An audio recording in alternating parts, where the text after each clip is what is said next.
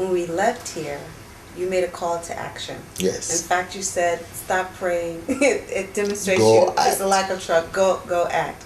So I stopped along the way to act, not knowing how much I would act. And oh boy, there was plenty of conversion opportunity. That particular organization. This is after History Makers training. Yes, in April this year. And so the issues of concern were on illegal detention, police brutality, trafficking, gender bias, all kinds of injustice, which I have grown to hate injustice. I mean, I hate it on every front. I hate injustice. This in America. In America, but this organization also does work internationally. But because of injustices I've experienced my own self, and I'm currently walking through a course, and I can see it happening in the lives of other people.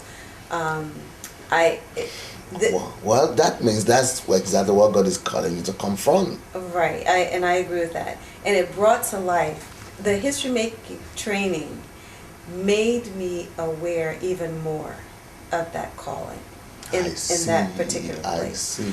And then, so in History Makers, this training could actually help you to discover your calling or to define it more precisely for you. Clarify it. Definitely. And then equip you and release you for it. Correct. Propel you to action. The equipping and the releasing. And in fact, it's also helped me very similarly.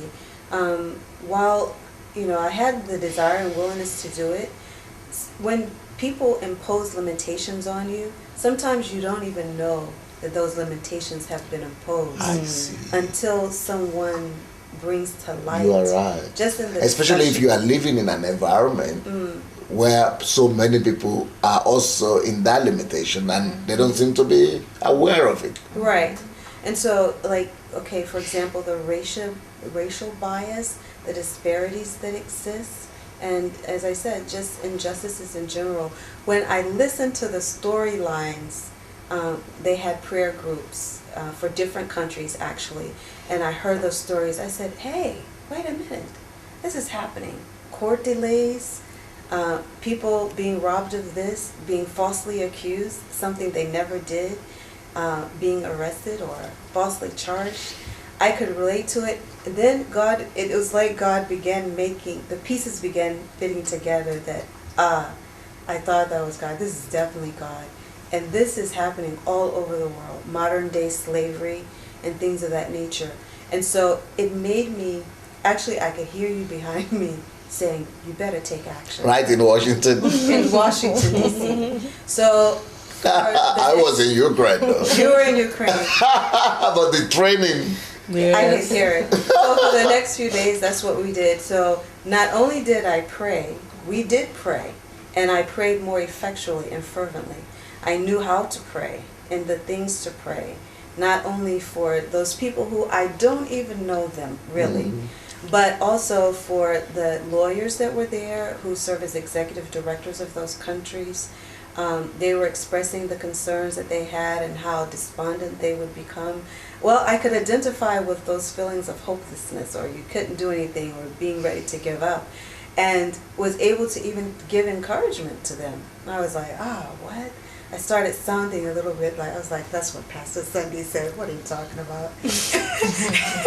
But so just instead of you to come down on the same despondency or something, you are rather coming on top. Yes, absolutely. And then not only that, but we took further action. We went to Capitol Hill before we left and lobbied. Brilliant. On trafficking issues. Glory to so God. We were taking it, we were already outside the four walls of the church, but now we're going to say, let's to where the power is. Yes. Change policy, change legislation. Brilliant. And setting up, obviously we engaged with groups. I met other people from Georgia and also North Carolina. Wow. I made it my business to meet the people who are in North Carolina also, because since that's my home place, I believe God wants me to have an effect in that land, and I have relatives there. And so I have a niece and a nephew, and so I'm concerned about that generation or generations that are younger than me, to make sure that the youth are being raised up and empowered. And so those were parts of my conversion activity. Just before I came this time, I have a relative that had previously been diagnosed with cancer, and then we had a family reunion. So we had discussion about the state of our family. Like, there are so many children, but everybody wasn't on point. We had some seniors amongst the group that were doing all sorts of things, and we were like, what's going to happen? Where are these kids going? Do they have any direction? And we were like, who's going to whatever? And I could hear you back there behind. Take responsibility. Saying, you're going to do it. Rise up, and what are you going to do about it? Right? Yeah. Marvelous And so this one cousin, he had a cardiac failure. Attack, yeah. And we received an email the day before I was to leave that he was in hospice. So somewhere along the way, he literally died. God restored his life. So I'm now in the shower. They're saying the visitation is restricted. So while I was in the shower, I settled in prayer about it. And he had gone to church that Sunday, and he was so keenly listening. He sat up and was listening to the word. The minister was preaching about unquenchable faith, unwavering faith. Brilliant. So then I was like, okay, God, you prepared him for this test. Give him one more opportunity. So I sent a text back to my other cousin and said, where is he?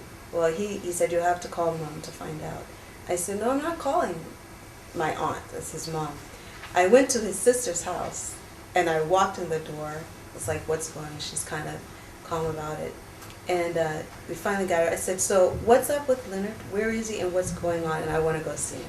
I didn't even give her an opportunity to tell me I couldn't go see him.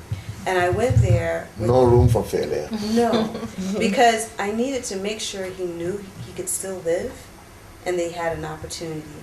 And I wanted to hear, because he's a senior and he has great influence on our family.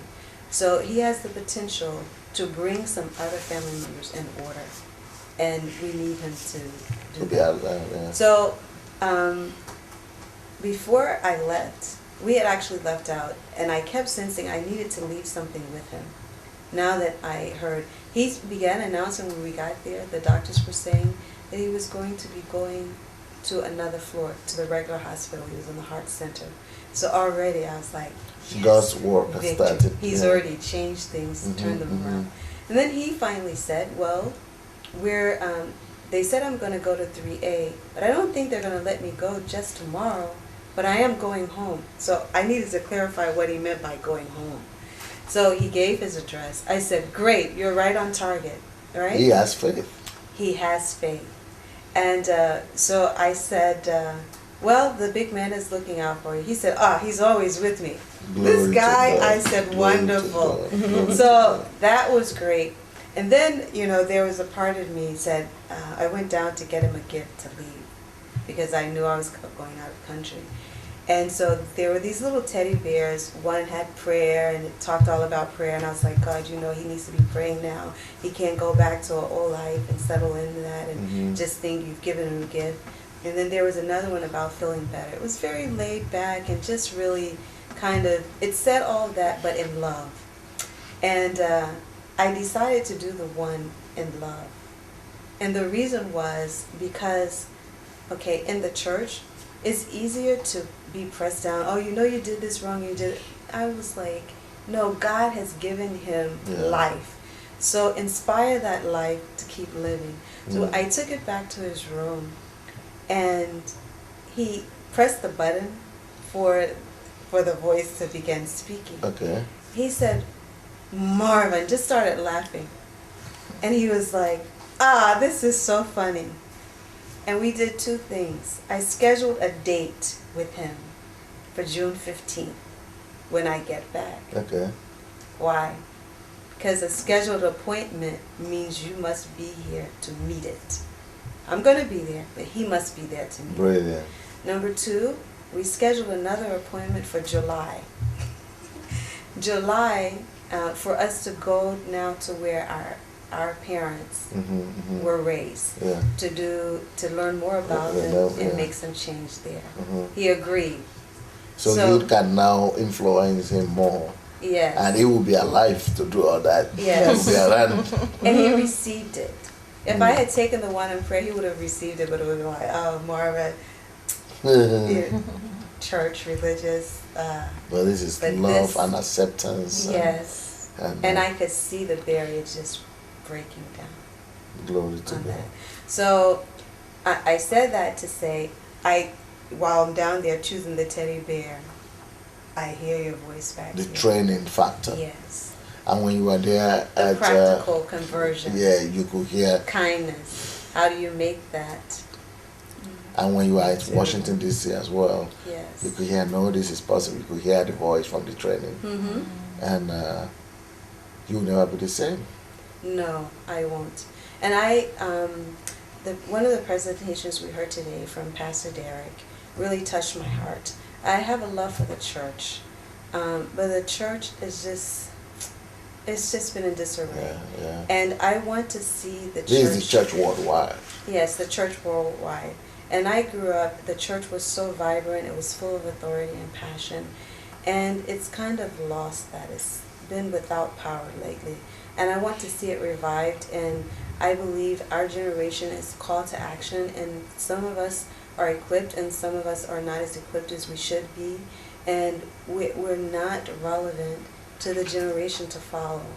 And so we have to change, and I know that. And I recognize the need for a bridge. And when he was talking today, I could hear that God had somehow gotten through to him, and the systems, just the training, he's been able to apply them, and it just encouraged my heart. So this is living Ukraine. Yes. So it's not just here. Right. He's going places. Correct. You think there is hope for the church? Yes. And his doing it, and that he's had success, since I know God doesn't have favorites, he could do it in Canada, in his country. He would do it in America. Exactly. Yes. And everywhere else. Everywhere else. Yeah. So I love that. Thank you, ladies. You people have been wonderful. Thank you people have been so wonderful. It's been so nice talking to you all. And friends, this is just, I'm so sorry that we needed to finish this and end this conversation, because these ladies they can tell you stories more and more. We could listen to them all night long. But, because of our time limitation, we've got to say, you've heard it all. What is changing people's lives so drastically like this? Is it really true? Or they've been brainwashed like I've been accused here in the Ukraine? Because this kind of effects and this kind of results, when it happens to Ukrainians and Russians and Jewish people here in this country, and the secular people and regular people, the only conclusion they come to is that nobody can change anybody. Like there's no way. Okay, it's one thing for 3 people to be changed like that, but it's no way for it to be thousands of people, tens of thousands of people.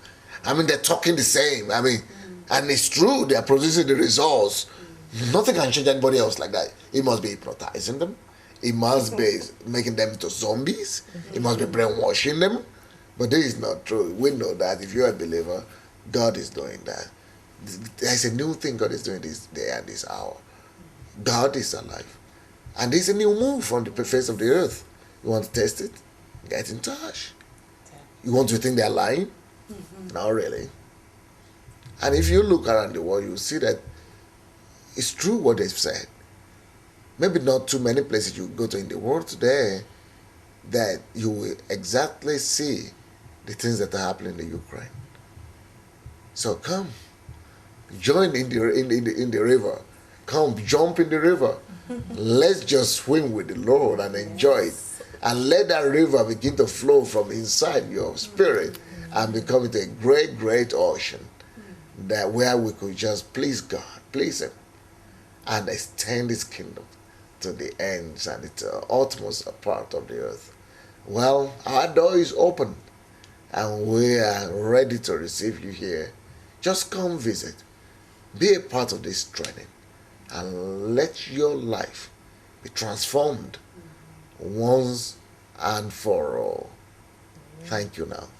and God bless.